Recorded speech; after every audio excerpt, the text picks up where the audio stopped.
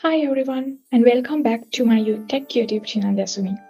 So we are thrilled to have Anamaria Meshkurti with us. Anna, so welcome to my YouTube channel. Anna is an associate director for the Middle East, an investor, an editor-in-chief, and also has an incredible background that includes being the former head of markets for the Swiss government, a VR board member, a WEF global shipper, and much more. Our focus here on the channel is tech, and today we are excited to delve into the world of tech entrepreneurship, women in tech in this space, particularly with Anna's unique experience working with some of the global organizations.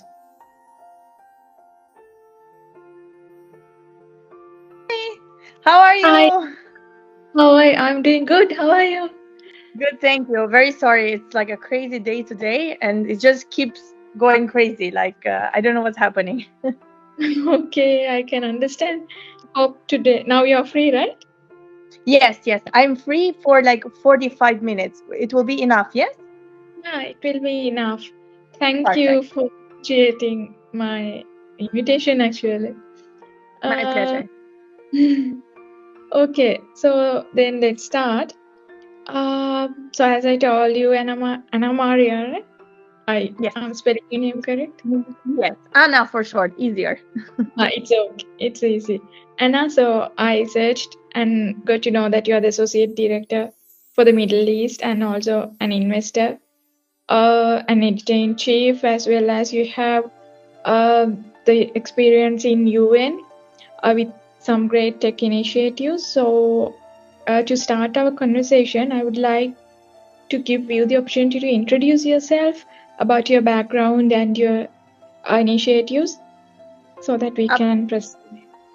Thank you so much. Thanks for the opportunity to be here and discuss with you. Myself, I come, as you mentioned, from a United Nations background. I studied in London. I'm Albanian originally. Then I moved to London because I wanted to study politics.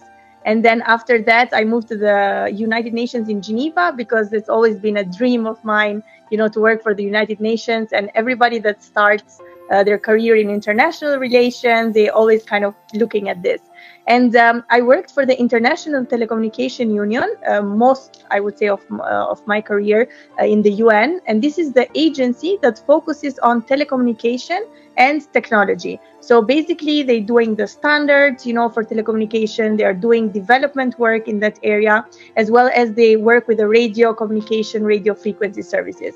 Myself, I focused more in the standardization sector. So I worked a lot with different study groups and focus groups, as they are called in the UN, that are looking at these standards and are trying to make resolutions out of this. And these resolutions are guiding principles for all the governments around the world. And afterwards, I moved a little bit into the kind of tech sector within the UN. So I started an incubator program. We were incubating startups that were using standards in telecommunication, and that was very interesting for them. And we're really supporting these startups, to come out in the global stage and working with governments. And then my last position in the UN was related to the European continent, and I was working with different ministers and regulators from the innovation side of things. So looking at the innovation ecosystem in the countries, how can you have more companies, more startups coming out of there, as well as looking at matters of accessibility, gender inclusion, and really seeing, is the government, the e-government sometimes, is it accessible for everyone? How is gender looked at different countries? After that, I moved to, I would say, like semi-private, because I was working for the Swiss government after the UN, where I worked at an entity that is supporting Swiss startups in Geneva mainly, and I was leading the marketing and communications there, and as well as part of the investment group, and we were doing a lot of investments in very interesting companies.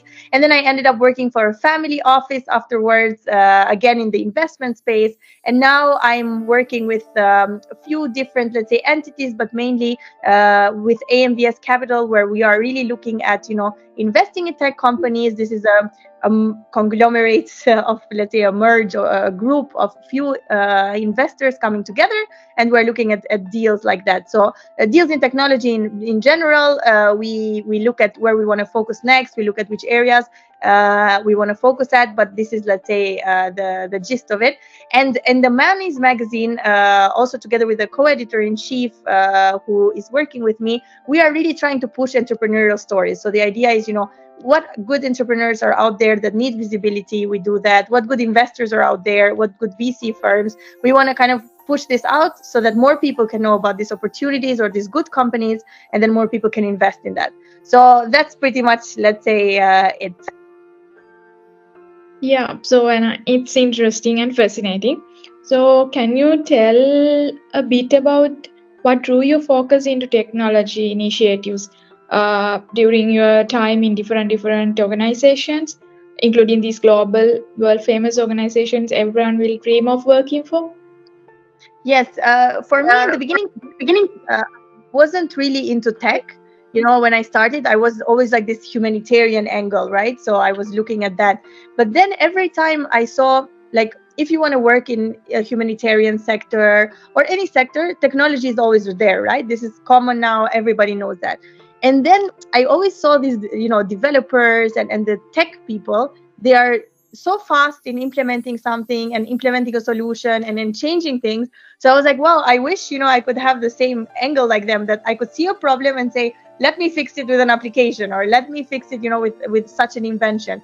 And so I thought, let me also kind of put my attention more into this space, and also the communications around it. Because it's one thing to have a great idea, develop it, and if nobody knows about it, right, it stays nowhere. Then it cannot impact anyone. So I think technology and communication come very closely together in that sense. So I started looking at the startups that I was working with, and I thought, wow, they are doing incredible things, and these are real, timely, actionable. So why not focus on this field and try to support them so that they can impact more people, instead of, trying to by myself do that impact, on my own, where I can, with my own means and in a humble way, empower these entrepreneurs that are incredible to get to the next level. So that's why I got more and more into tech. And of course, this was more than 10 years ago. And today, technology is so advanced, and I think it's just going to advance even more. And I look forward to where it's going to go next.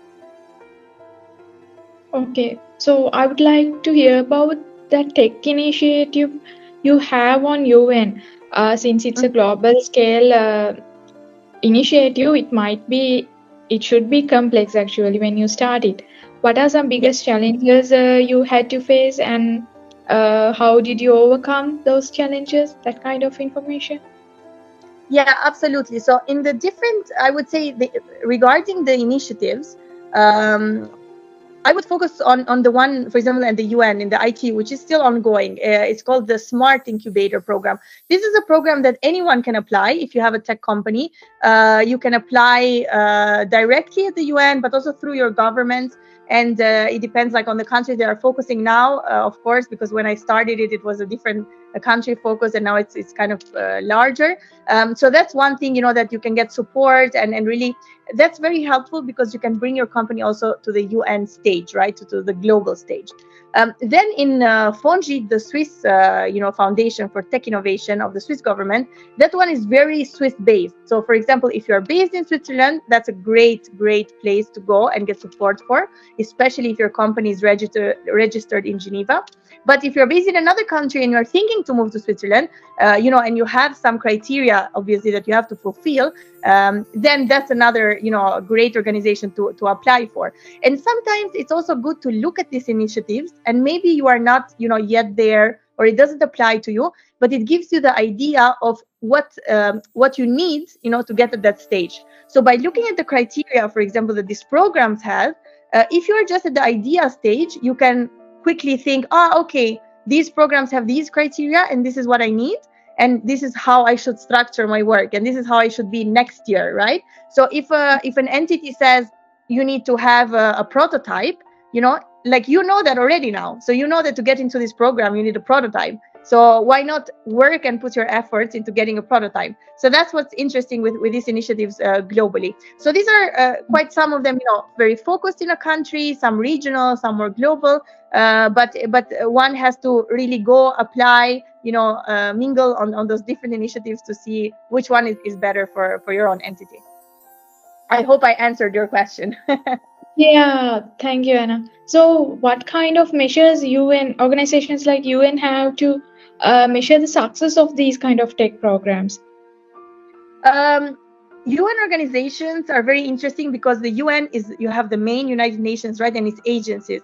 And I'm actually launching a mini book or mini guide on how to, apply for a job at the UN, and then how to understand how it works. Because even myself, in the beginning, when I looked, I said, oh, I want to work for the UN.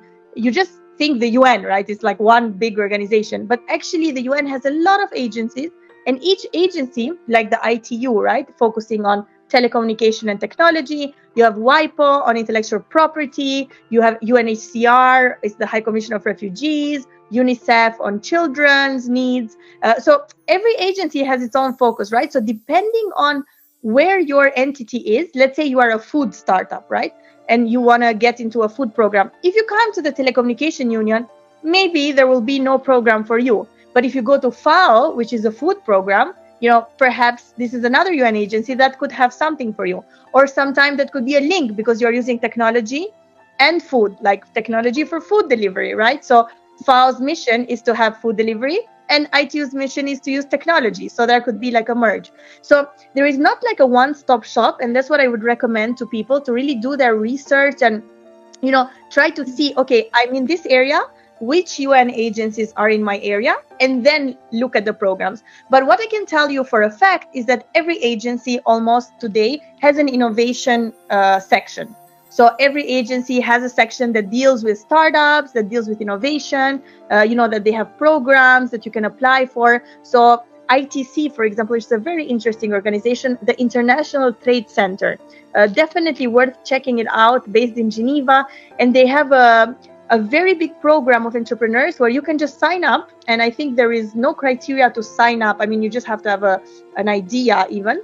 And then once you are in this community, then you can start seeing, right, all the different opportunities, and you can apply to them, and you can connect with like-minded people around the world and so on. So that's a great organization, the International Trade Center, for everyone to look up. Okay, Anna. So we talked about startups, how startups can join and contribute and get the benefits of global organizations like UN and all. How is there any platforms or opportunities for individuals? If we talk about the software developers, business analysts, analysts, project managers, like individuals to join and get these opportunities. Absolutely. So, of course, the UN has a lot of opportunities, and that's what I will share with you the link of the ebook when it's coming out, because it's really explained very well. And it's something that I did, just because so many people were asking me, how did you get a job in the UN? And I totally understand, because I was in that position many years ago, asking people, how to get a job in the UN. So I decided to just write it down, in the sense of, this is not the secret, right, of how to get a job, because that's as we know, a process. But at least you understand, what it means, for example, to be a consultant, or to be a short-term staff, or to be a fixed-term staff. These are all concepts that, if you're not in that space, you cannot really understand. So as you rightly said, as an individual, you want to be working for a UN agency as a developer. How do you start? Where do you look at? How can I create my profile? Most of the UN agencies, you cannot just submit your CV like it is. You have to create a profile in their system. And some systems are related to, like, few agencies share the system, and others you have to create a totally new profile. And then there's a grading system. So many people are like, what grade am I in? And what is, and then there's like the salary is like a base salary and a post adjustment. And what does that mean? So all of this I have really covered in that ebook, which I plan to launch soon. And this is a timely conversation, actually, for your question, because it's really explained very easily in very plain language, just like, as a friend would explain it. But at least you have it there as a reference, because you will see if you look at UN agencies and their career portals, there is lots of jobs. What I always tell people is, first of all, always apply. Even some people say, oh, it's so competitive, and it doesn't matter. You just apply, and that consistency is, it's not going to make you better. Each application is going to be better until you get there. And at the same time, then there's other few things, like, of course, your network matters. Of course, reaching out to people, on LinkedIn and asking them for advice and trying to see, trying to attend those meetings of these agencies you want to work for. Many of them are online, trying to be familiar with their work. That's going to help you advance at least and get a job there. There are opportunities also in the sense of like projects. There might be a UN agency that maybe will not hire someone, but maybe it's a project that is happening. So one can also try to get themselves involved in those projects. But again, because the UN is so big, the conversation can be most effective for the people once they have understood which agency or area of work they want to target. So if you tell me, like, and this is again part of the book, like you have to write really your statement, your pitch, right? So I am Anamaria. I enjoy, talking to people. I enjoy working with startups. So I'm looking for an agency that works with tech, works with startups, maybe in, I don't know, Europe, because I am from Europe, and it's looking for someone that can support them from the strategy side. So that's a helpful pitch, because even if you meet someone from the UN, if you tell me like, I want a job in the UN, I don't know where to direct you, right? But if you tell me more things and be like having that pitch, then it's easier. So all is written there. So I will send you the link, and then hopefully you can share it also with your network. Sure. Then I would like to move on to the women in entrepreneurship. So when talking about that, the landscape seems to be changing, and so what exciting trends do you see while working in different global organizations emerging for women in tech entrepreneurship? Are there specific areas for them that they have the promising opportunities? Absolutely. So when it comes to women in entrepreneurship, especially from the investment side, we see that there is not enough investment. This is a complaint that I think many have raised, and it's something that, you can read plenty of articles about. You see it everywhere. There seems to be a lot of investment, but not investment going to women entrepreneurs, right? So this is something that everyone is looking. Why is this happening? What are the reasons behind it? And it's a complex matter. It's not just something straightforward. It's not black and white, but it's something that we should always try to keep in our minds and think about it and then try to look into it. In terms of opportunities, of course, all these programs that I mentioned are open to everyone. There's a lot of programs that actually give more, support. They would say, if you are a woman entrepreneur, maybe you will get in because they would like to have more women entrepreneurs, because maybe a lot of other entrepreneurs have applied. So in the sense, this could be an advantage and a disadvantage, right? So it really depends where you're located and how your experience is. What I really like nowadays about women in this space is that there's a lot of groups, a lot of meetups, a lot of groups, a lot of little clubs, even WhatsApp groups, that people get in. And a lot of women are very supportive of each other, especially in the mentoring space. So there's a lot of mentoring initiatives. Every event you go today, be it Web Summit, Mobile World Congress, the Viva Tech in Paris, I believe any of these events, there's always an mentoring section, and there's always a women program. So cheaper tickets, sometimes free tickets, connections with like high-end women. I mean, I went to an event called We Convention a few weeks ago, which happened in Dubai. Very interesting event, and they had a whole section for mentoring women. It was called Women Empowerment Convention, right? And it was a whole section for women to sit with each other on one-on-ones and to get quick mentorship. Because sometimes, you might be a successful woman in your own right, but maybe you want to go to the next step, and it's very hard to get there. So if you are a successful entrepreneur and a woman entrepreneur, it's always like difficult. If you are an entrepreneur, no matter if you're a woman or not, right? It's difficult. So if you're a woman entrepreneur and maybe there's not so many of you around, it's more difficult to relate with people. So this is something, that let's say one has to work on to really have more let's say more support mechanisms, but at the same time I believe there are a lot, and people should just apply to what is out there. This reminds me of the book I read from the former CEO of PepsiCo, Indra Nooyi, very very beautiful book, and she mentioned something like that. She said, once you get to that top level, it is very difficult, right? And there's not so many women, so she used to do gatherings at her home for women at her same level, where she was based in the US. And she said that was so beautiful because all these women come together and they support each other. So something like this, we can all do this, right? You can do this at your work. You can just invite other women and try to see what the challenges are. But this is something we don't think about. We're sometimes not really paying attention. So something for all of us to think about. Yeah. So as you told, strong communities can be a great source of support for both men and women both. So that when talking about that entrepreneurship, building strong professional network will be the easiest way to find mentors, and if we want to level up, we need to have that network and all. Let's move on to this work-life balance. How can we it will be a challenging thing for entrepreneurs keeping a work-life balance as well. So can you share some strategies you have seen and you are following to manage the time effectively?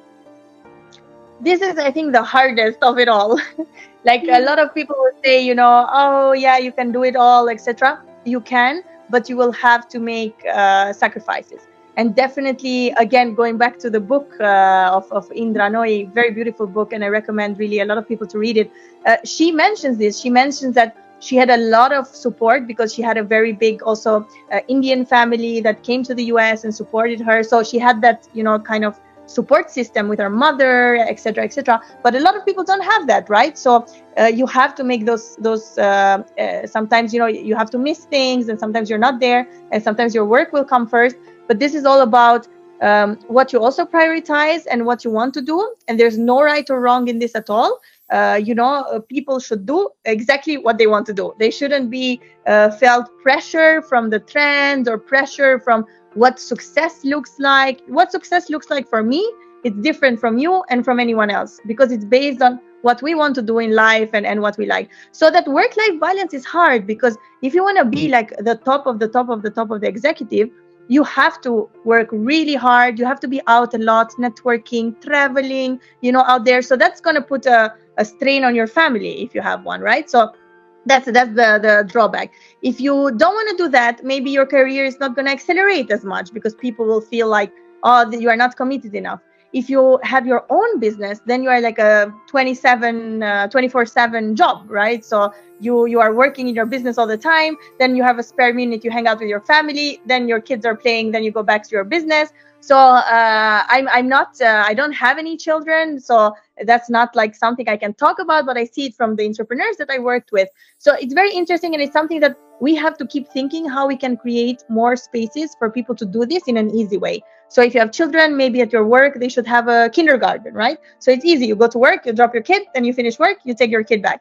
That's some small things that companies could really do. And when you're an entrepreneur, then it's in your hands to put that flexible, working hours, to allow people to work remotely. It's all in your hands to make your staff happy, and then, of course, your company more successful. But again, work-life balance, it's tough, and it really depends also on phases. So people shouldn't be too hard on themselves. Sometimes I have phases where I work a lot and I miss out on a lot of things, and it's not the end of the world. And sometimes I like to do other things, and maybe I work less because the pressure is not so high. And again, it's fine. So we should not put so much pressure on ourselves to be everywhere. And someone gave me a very nice advice just last week, learning to really say no, or to not jump into things. I'm a person that loves every new thing. So if you write to me, I'm like, oh yeah, let me think how we can do that. This sounds interesting. So now I'm trying to really think about it and say, okay, is this something I really care about? Is this something I want to spend my time? Because time is the only currency we have, right? Time cannot come back. So how we spend this time is so important. So I really try to think hard. Is this something that I really want to do? And is it going to take something for something else that I'm doing? So if I love to play volleyball and now I'm jumping in a new business with you, do I love volleyball more, or do I love to do this business with you? It sounds very simple comparison, but it's something that we should think about when agreeing to new things. And this is more of an advice to myself than to anybody. Okay, so another question. So we are coming to the end of the conversation as well. So many entrepreneurs are struggling with imposter syndrome. Do you have any tips for those entrepreneurs to how to overcome this self-doubt and build confidence in their abilities? For me, I think two things. If you got there, it's because you deserve it, and it's because it's your work and you did it, and maybe people helped you on the way, which is normal. Everyone has helped all of us, and people will continue to help, and you should also pay it forward. But no one should feel like, oh, I'm somewhere where I don't deserve it, unless you really don't deserve it and you know it. Then you know that, and it's not an imposter syndrome. But in the sense that, you got there, it's your work, it's your sacrifices. If you were smarter than everybody else, well done you. If you had more connections than anyone else, well done to you. Because don't think like, oh, I am here and I'm not sure if I belong here. Yes, you belong there. Especially sometimes, if you move abroad, if you immigrate to another country, you might feel like, oh, do I really, did I really deserve it? How did I get here, etc., etc. And again, in the book of Indra, it's like everything is there, the same things, and she mentions the same things there. She says that sometimes she had the same feelings, but again, you got there, you deserve it, and you should own it. Also, it's good to have a good support group around you, and good mentorship. And mentorship doesn't come like, let me find a mentor and it's like an official relationship, and it's just someone, like maybe you have someone at work that you really like and you want to be like them. Maybe you have someone like outside in your friends group and you feel like, oh, I wish I'm like them, or I wish I have this kind of life that they have. So these are people we aspire to, right? So any conversation with them, even if they give you 5 minutes of their time, this is mentorship for me. So try to see how those people are doing it, and try to surround yourself in your work with the people that also believe in you and are pushing you forward. Because if you have the imposter syndrome, you feel like you don't deserve to be there, and then you have a bunch of people around you who are like, you don't deserve to be there, then it's going to turn into a reality, and then you're not going to be there anymore. So it's very important to surround yourself with people that say, hey, you did it. I remember when you started as an intern, or I remember when you started as a junior and now you're the director and we're all reporting to you. But you put in those hours, and we respect you for that. So that's the most important thing. So to be mindful of that. Okay, thank you, Anna. So I would like to. It was a fantastic conversation since you are also having a busy schedule today. We covered a lot of ground, from challenges, opportunities, how global opportunities can be gained by the tech startups, individuals, and all of that. For my viewers, what are the key takeaways you can give from today's discussion? I would say key takeaways, definitely pay it forward. Very important. It's something that I keep reminding myself, because we are where we are because other people gave us a chance. And many times people that didn't even know us and then took a chance on us. So very important to keep that in mind and really pay it forward, and really try to be that like person that you wanted other people to be it your boss or your coworker or so on. The second thing I would say is to really get yourself in the right circles. And what I mean by that, it's really get yourself in the circles of people that are supportive, people that you can learn something from. As they say, the old saying of surround yourself with people that are smarter than you. Because if you are not the smartest person in the room, this is good, because you can learn so much and you can grow so much. And also you can see that also those very smart people that you look up to have the same struggles like you have. So, everything looks great from the outside, but actually when you get into everyone's lives, everybody has their own issues and their own victories. So, surround yourself with those people.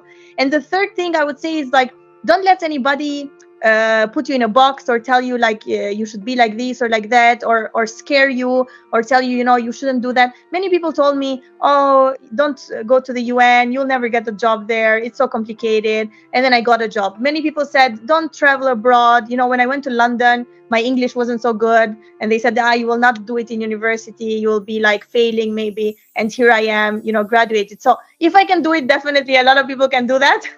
So really don't let people stop you. If you really want something, just put your mind to it and do it, and don't stop at anything.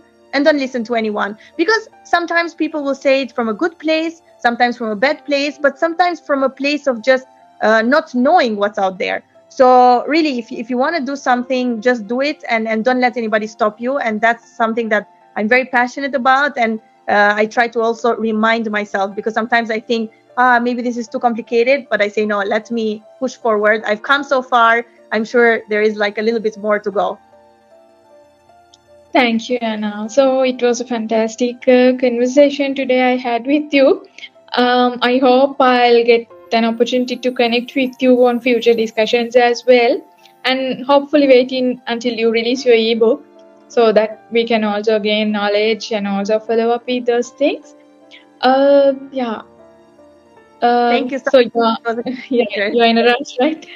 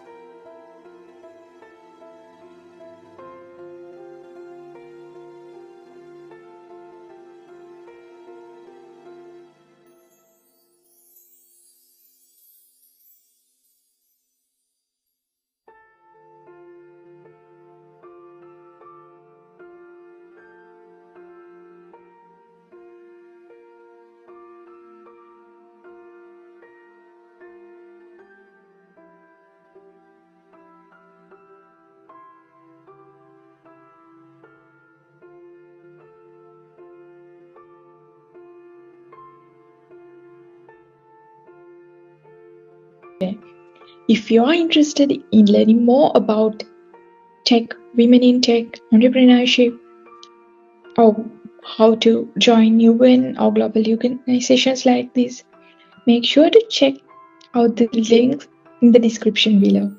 And also, don't forget to subscribe for more content like this. And as always, thanks for watching. Bye bye.